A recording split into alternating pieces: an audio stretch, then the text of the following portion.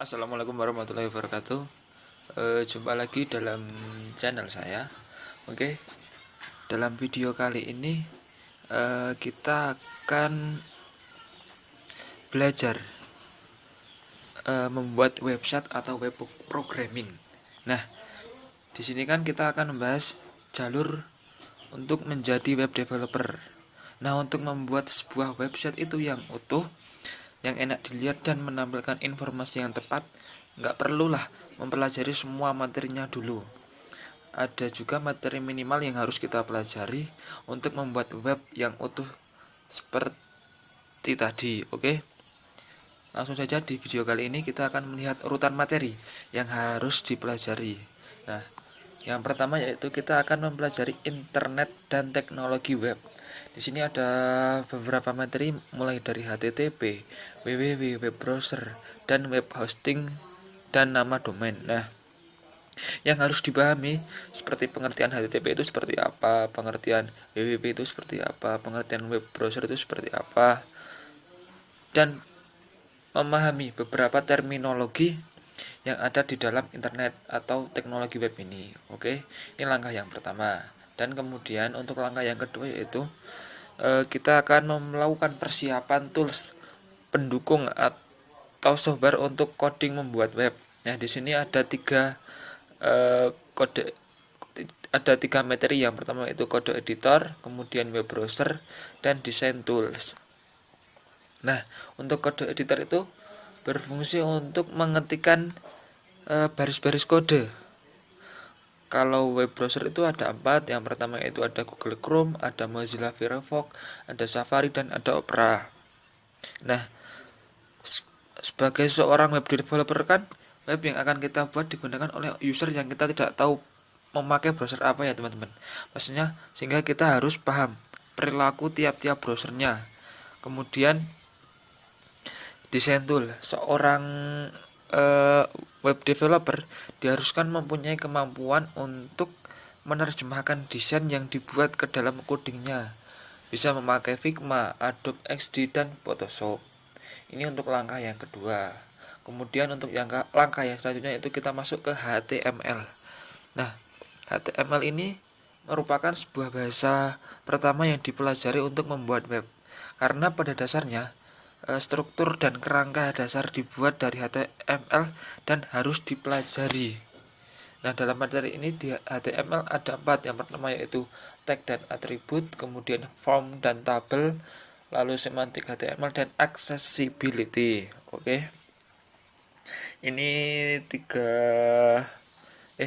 elemen yang harus dipelajari dalam HTML. Kemudian kita masuk ke CSS dasar.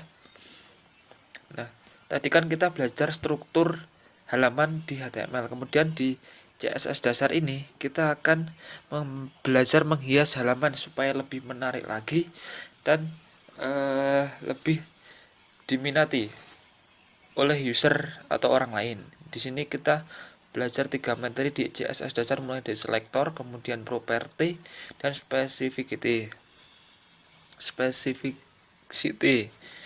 Lalu kita ke CSS layouting. Di sini ada 1 2 3 4 5 6 7 materi yang harus dipelajari di CSS layouting ini.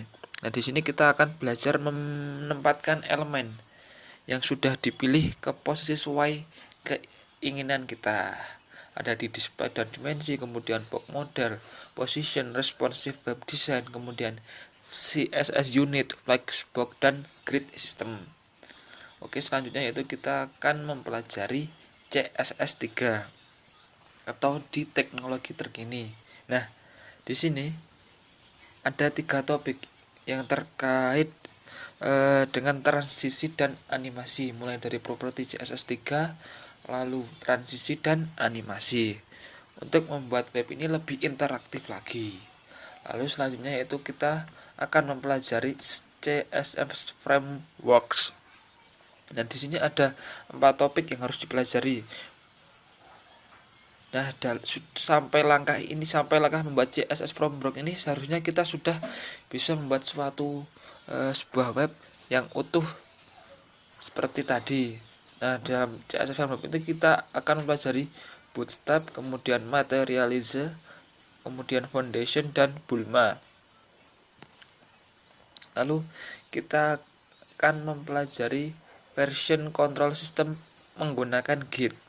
Nah, ketika web yang tadi tersimpan di komputer secara manual di file system, kemudian kita akan mengelola source code-nya, kemudian kita akan mengelola source code menggunakan sebuah version control. Terus di sini tuh ada 3 yang harus dipelajari, mulai dari pengelolaan source Git, kemudian pengelolaan repository dengan GitHub, dan hosting website dengan GitHub Pages. Oke. Supaya source code yang itu agar tersusun rapi, baik dari penyimpanannya, positionnya, lalu hubungkan source code tadi dengan GitHub ini.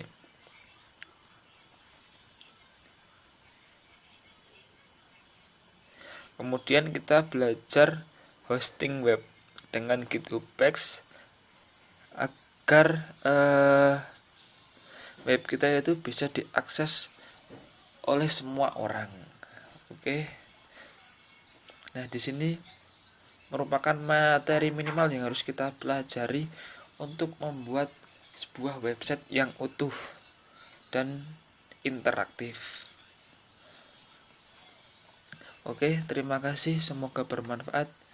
Assalamualaikum warahmatullahi wabarakatuh.